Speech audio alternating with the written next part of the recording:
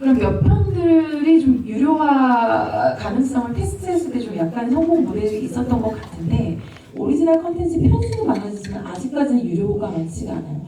저는 일단 사업자들 전에 한번 조영신 박사님께 한번 이거는 여쭤보고 싶습니다. 박사님 만약에 유료 컨텐츠로 그러니까 오리지널 컨텐츠에 대해서 소비자인 제가 500원이든 1000원이든 내고 다시 본다. 그 가능성이 우리나라 시장에서 어느 정도 열렸다고 생각을 하시나요?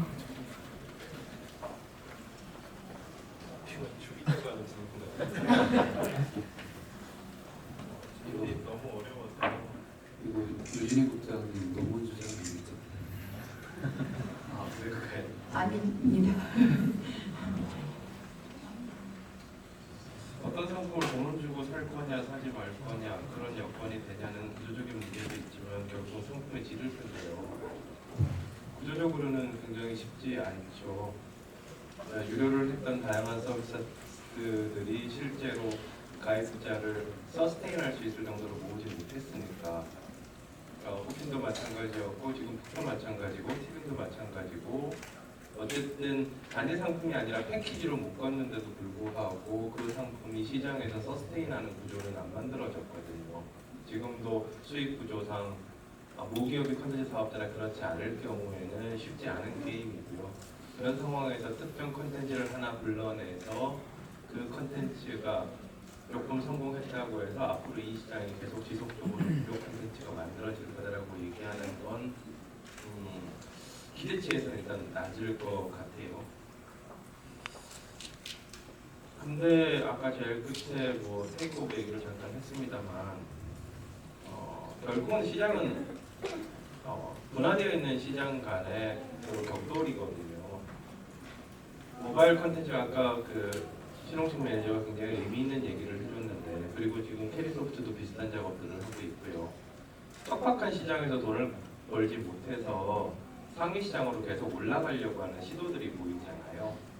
근데 상위 시장에서 다른 그 사업자들이 보여주는 혁신의 속도와 하위 시장에 있었던 사업자들이 보여주는 혁신의 속도의 차이가 발생하기 시작을 하면 다시 얘기하면 특정 콘텐츠를 만드는데 120분짜리 영화를 만드는데 총 메모리지가 만들어 지불했던 총 금액과 그 정도 퀄리티의 영화를 다른 시장에서 만들려고 했을 때 들어갔던 총 비용의 차이가 커지기 시작을 합니다. 이쪽 시장이 상위 시장을 테이크오버할 수 있는 여지가 있어요. 그러니까 유료를 질문하셨던 것이 그 시장의 서스테인을 염두에 둔 질문이시라면 제작 경비나 여러 가지 지금 척박한 시장에서 벌어지는 게임의 룰을 극복하시면 지금 있는 기존에 있는 사업자보다는 테이크오버할 수 있는 기회는 열리신 것 같긴 한데 그 과정이 생각보다는 지난한 일이니까 힘든 일이니까 그 부분에 대해서는 제가 좀 말씀드리기가 조심스럽네요. 네. 사실 너무 우문이었을 수도 있는데 우문에 대해서 현명으로 대답을 해주셨습니다. 감사하고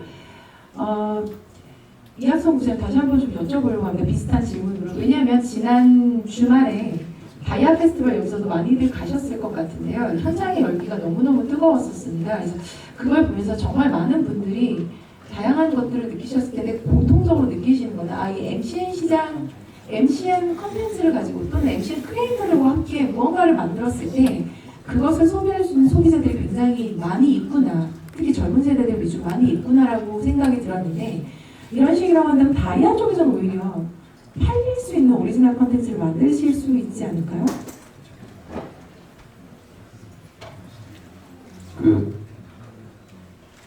제가 앞에 발제를 하실 때 그래서 손님들 만나고 접대하려고 사실 내용을 잘 못 들었어요. 근데 제가 이야기를 듣다 보니까 아까 처음에 이제 오리지널 컨텐츠 얘기를 제가 잘못한 거 아닌가 싶긴 한데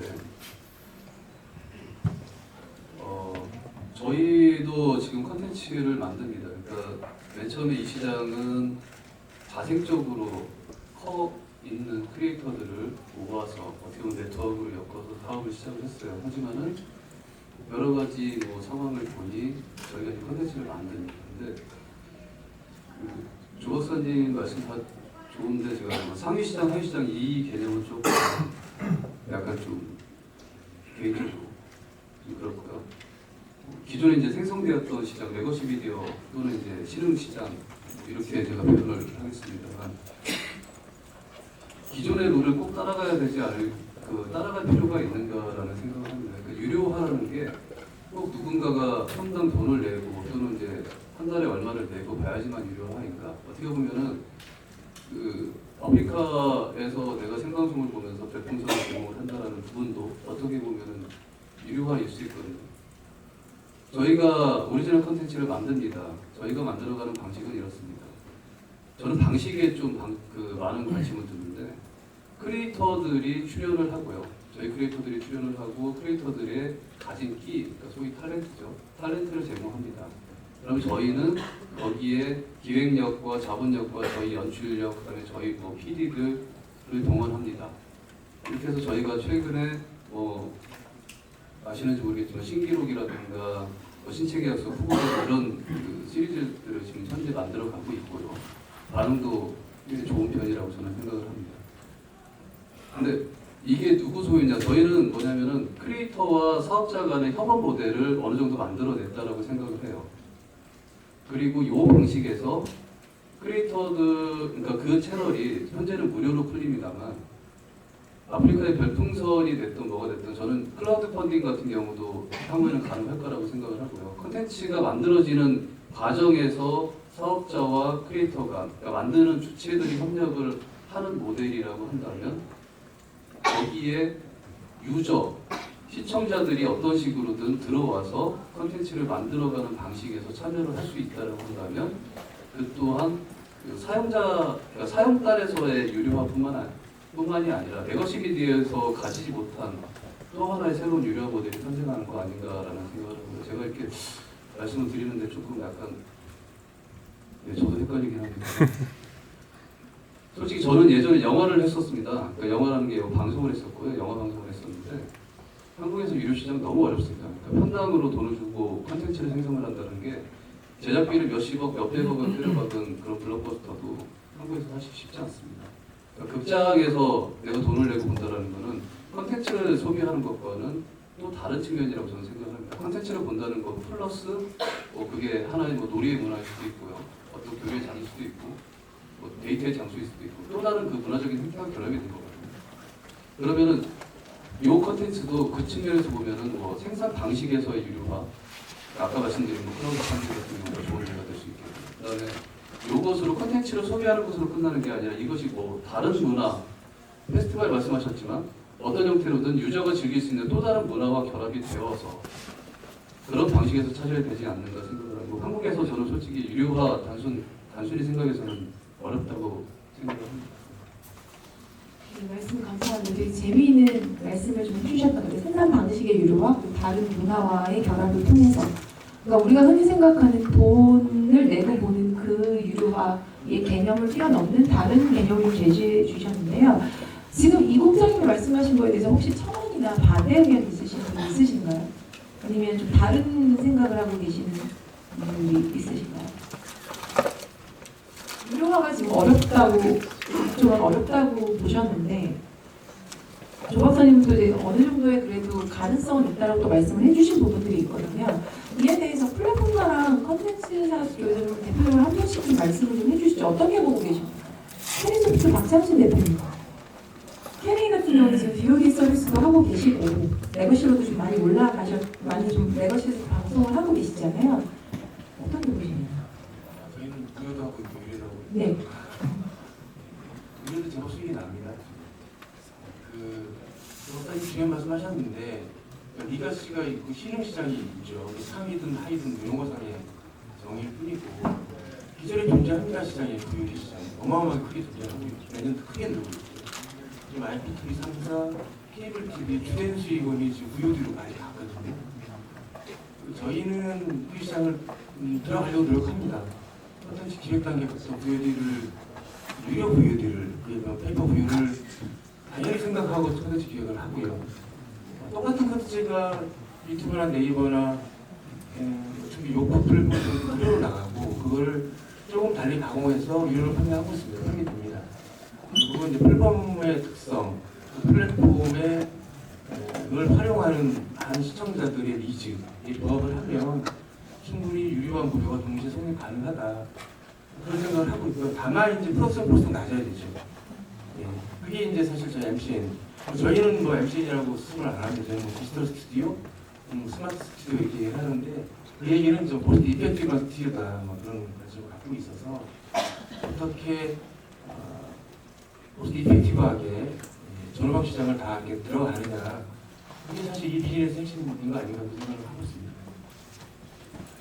예, 무슨 말씀이세요? 혹시 플랫폼 쪽에서 페이스북 유경 같은 좀 더 좀 얘기해 주실까요? 사실은 페이스북 하면은 지금 가장 핫한 플랫폼이기도 합니다. 라이브 쪽에서는 거의 뭐 라이브에서 너무 뜨고 계셔서 사실은 라이브가 메인이 아니었던 유튜브도 되게 긴장을 하게 만드셨고 국내 아프리카 TV의 영향력도 좀 확 많이 바꾸고 계시고 물론 타겟이나 폐쇄성이나 오픈성이 좀 다르긴 합니다만 근데 페이스북에 올라오는 이제 동영상들 현재로는 다 무료로 그냥 보는 거잖아요. 그리고 최근에 발표에는 여기에 광고를 삽입하신다고 이런 얘기를 하면서 자꾸 어떤 영상을 통해 수익을 내려고 하시고 계신데 광고 영상 라이브에서 광고 외에 유료화가 가능할 수 있는 다른 방법들이 혹시 고민하고 계신 게 있나요, 내부적으로? 그래서 지금 유료화 얘기를 했는데요. 사실 유료화보다는 수익 구조, 수익 모델에 대한 이야기가 더 많은 것 같아요. 이게 뭐 MCN뿐만이 아니라 모바일 동영상이나 좀 비디오 콘텐츠에 대한 수익화가 사실은 너무나 많은 쪽에서 도전을 하고 있지만 현재는 뭐 프리롤이라든가 아니면 브랜디드 콘텐츠 아니면 이제 커머스와 연결하는 그런 세 가지 모델 정도가 크게 있는 것 같습니다. VOD를 트랜지션한 모델로 서는 것은 한국에서는 특히 잘 되지 않는 모델이고요. 그런 세 가지가 있는데 이제 페이스북에서는 사실은 아직 프리롤에 대해서는 별로 생각이 들어요. 왜냐면 프리롤이라는 게 사실 사용자들은 가장 좋아하지 않는 모델 중에 하나가 페이스북 써보셔서 알겠지만 영상이 자동 재생이 되고 있기 때문에 프리롤을 하면 이제 그때 영상이 다 광고로 프리롤을 안 하려고 하는 게 있고 라이브 영상에 저희가 포커스를 하면서 먼저 소위 말하는 프리미엄 콘텐츠에 먼저 수익 모델이 들어간다기보다는 라이브 영상에 중간 광고를 테스트를 시작을 했습니다. 어떻게 보면 수익화 과정의 하나로 그 다음에 오히려 저희는 그런 프리롤이나 중간 광고 모델보다는 브랜디드 콘텐츠 쪽에서 모델을 싣고 최근에 정책이 바뀌었고 오늘부터 브랜디드 콘텐츠에 대한 어떤 시스템이나 이런 게 다 변경이 돼서 이제는 브랜디드 콘텐츠를 아주 PPL 형식으로 영상에 자연스럽게 녹아있는 광고로 수익 모델이 가는 거지 저희 쪽에서는 만약에 저희가 미드롤을 한다고 해도 그 규모가 큰 MCN 스튜디오가 돈을 벌어서 생활 정도의 수익이 나올 것 같아요. 저희는 오히려 그런 쪽에 포커스를 맞추고 있습니다. 그렇게 말씀을 하시려면 결국 라이브 플랫폼 쪽에서는 지금 광고 수익, 어쨌든 광고나 브랜디드 컨텐츠 같은 것을 통해서 그런 콜라보를 통해서 수익이 가능할 거라고 보고 그렇다면 그 라이브 쪽에서 지금 가능한 현재의 그냥 우리가 흔히 생각하는 유료 모델은 아프리카 TV 별풍선 정도인가요? 라이브랑 사실 그냥 VOD 영상의 크게 차이는 없는 것 같고요. VOD도 별풍선을 할 수도 있고 그래서 여러 가지를 저희는 테스트하고 있는데 아까 얘기드린 것처럼 프리롤을 조금 우선순위가 뒤에 미드롤이나 아니면 별풍선 같은 게 될 수도 있고 아니 여러 가지 방식을 지금 현재 테스트하고 사용자 경험을 해치지 않으면서 프리롤을 하지 않으면서 어떤 수익을 만들어낼 수 있을지 근데 그게 꼭 광고를 삽입하는 모델이 아니고 브랜드 콘텐츠라든지 다른 방식으로 어떻게 보면 더 큰 광고 시장이 있는 쪽이나 전통 매체에서 온라인으로 디지털로 광고를 가져오려는 겁니다. 지금 방금 유경철 팀장님 말씀하셨는데 이학성 씨는 하실 말씀 있으셨던 것 같은데요? 아니셨나요? 페이스북 얘기 듣다 보니까 좀 궁금한 게 생겨서요. 브랜디드 콘텐츠 같은 경우는 직접 만드시겠다는 이야기처럼 들리고 그리고 그런 브랜디드 콘텐츠를 유튜브를 해주시겠다는 얘기인가요? 정책이 바뀌어서 예전에는 페이스북에 어떤 페이지를 만들고 페이스가 성격이 상관이 없는 광고를 하게 되면 저희가 서브까지 광고로 문제가 있었는데 4월 1일자부터 공정이 돼서 이제는 예를 들어 어떤 개인 크리에이터가 어떤 브랜드와 콜라보를 해서 영상을 만들고 올리고 간접 광고 혹은 PPL 형식의 영상을 올려도 저희 정책적으로 문제가 없는 이런 식으로 저희가 어떤 컨텐츠를 만들기 위해서 크리에이터들과 미디어 회사들이 좀